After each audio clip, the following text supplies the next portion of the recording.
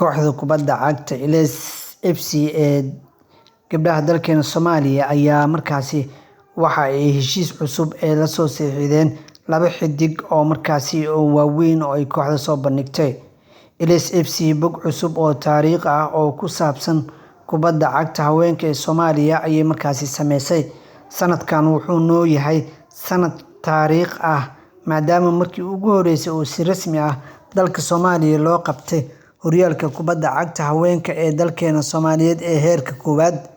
Tani waa tallaabo weyn oo horumarineed oo muujinaysa midnimada, kartida iyo awoodda gabdhaha Soomaaliyeed. Door weyn ayayna ka qaateen magaca dalka kor ayayna u qaadeen. Kooxda Elace FC waxay qortay bog cusub oo taariikhi ah isboortiga haweenka Soomaaliyeed, iyadoo noqotay kooxdii ugu horeysay ee soo bandhigta ciyaartoy ajaanib ah oo ka imaanaya horyaalka heerka koowaad ee dalka Kenya.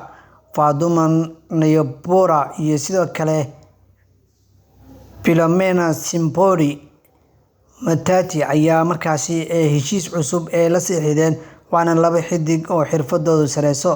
Labadan ciyaartoy oo leh khibrad, xirfad iyo tayo sare ayaa si weyn markaasi ugu xoojin doona safka kooxda Elace FC, waxayna door muhiim ah ka qaadan doonaan xilli ciyaareedka cusub, annaga oo markaasi matalayna kartida, halganka iyo himilada hablaha Soomaaliyeed ee kubadda cagta ee dalka Soomaaliya ka ciyaara. Waxaa sidoo kale ugu mahadcelinaynaa guddoomiyaha xiriirka kubadda cagta Soomaaliya Mudane Cali Shiine oo markaasi ah guddoomiyaha xiriirka kubadda cagta ee dalkeena Soomaaliya oo u suurtageliyay in sanadkan uu markaasi kusoo kordhiyo tartanka hablaha Soomaaliyeed ama gabdhaha ee dalkeena Soomaaliya inay fursad u helaan xirfadooda kubadda cagta. Guddoomiyaha wuxuu horseeday in gabdhaha Soomaaliyeed ay helaan fursado isku mid ah sida wiilasha, taas oo guul weyn u soo hooyin kara qaranka. Iyo sidoo kale waxaan ku bogaadinaynaa si gaar ah ayay yiraahdeen.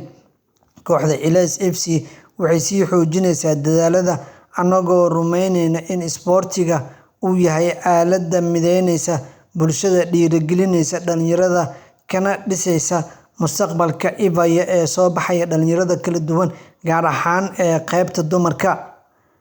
Fariin guud oo markaasi ku socota dhalinyarada Soomaaliyeed: isboortigu waa iftiin, waa nolol, waa jid lagu dhisi karo bulshada, nabad iyo firfircooni ku aadan nolosha. Dhalinyaradu waa laf-dhabarta qaranka, waxaana muhiim ah in aan dhiirrigelino hibada kubadda cagta hal-doorka u leh, gaar ahaan bulshada kubadda cagta. Ciyaar midaysan, karti leh bulshada Soomaaliyeed. Kooxda kubadda cagta Elace FC oo markaasi sii wadaysa dadaaladeeda ku aadan kor u qaadista isboortiga haweenka iyo horumarinta dhalinyarada Soomaaliyeed si loo dhiso mustaqbal ifaya oo horumar u leh gabdhaha Soomaaliyeed iyo sidoo kale wiilasha dalkeena Soomaaliya. Kooxdan Elace FC ayaa ka mid ah kooxaha markaasi ka ciyaara horyaalka dalkeena Soomaaliya. Door weyn ayayna ka qaateen. Waxa ay markaasi soo saareen ciyaartoy xirfad aad u sareysa leh, iyagoona ay markaasi ka mid noqon doonaan ciyaartoyda dalkeena Soomaaliya guusha u keeni kara. Labada xiddig markaasi dalka Soomaaliya ay yimaadaan maxay kusoo kordhin doonaan isboortiga dalkeena Soomaaliya iyo sidoo kale kooxda kubadda cagta Elace FC. Waxay markaasi noqon doontaa taageerid weyn ay markaasi iyo xirfad cusub ay la imaan doonaan kooxda kubadda cagta gabdhaha, iyagoo oo markaasi ka faa'iideysan doona gabdhaha Soomaaliyeed, awoodna siin doona tartankan inay markaasi qayb weyn ka qaataan. Sidoo kale doorka ay ka qaadan karaan labada ciyaartoy ajaanib ah oo markii ugu horeysay ay kooxdan la yimaadaan waxay ka saacidi kartaa isdhexgalka bulshada iyo horumarinta, iyagoona markaasi ka faa'iideysan doona fursadda ay markaasi ka heli karaan kooxdan ciyaartoyda ajaanibta iyo kuwa Soomaaliya.